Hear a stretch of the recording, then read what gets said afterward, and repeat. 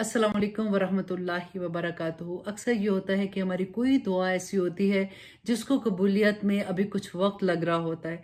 हम बड़े दिल से दुआ मांगते हैं और हमें समझ नहीं आती कि कौन से वक्त में क्या अल्लाह सुब्हानहू तआला से कहें कि अल्लाह सुब्हानहू तआला हमारी ये दुआ कबूल कर ले। देखिए, नबी सल्लल्लाहु अलैहि वसल्लम ने इसके बारे में कितनी बड़ी खुशखबरी दी थी।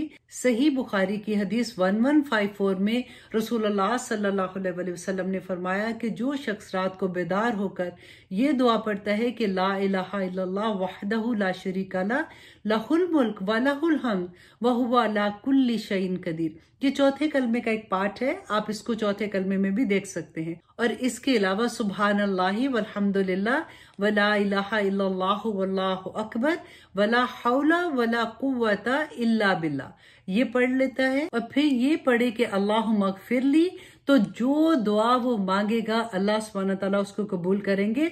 और अगर वो उठकर एक अच्छा वजू करता है और फिर नमाज पढ़ता है जो कि तहज्जुद की नमाज होगी, तो नबी सल्लल्लाहु अलैहि वसल्लम ने फरमाया कि उसकी वो नमाज भी कबूल होगी।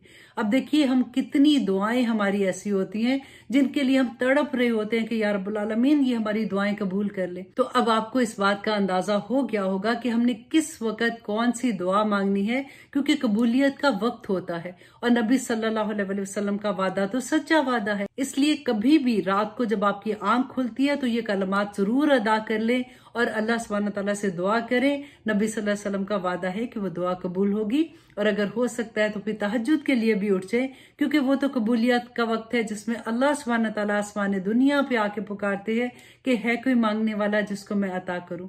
अल्लाह सुब्हानहू तआला हमें दीन पे चलने वाला, अमल करने वाला बना दे। आमीन सुम्मा आमीन। अस्सलामु अलैकुम वरहमतुल्लाहि वबरकातुहू।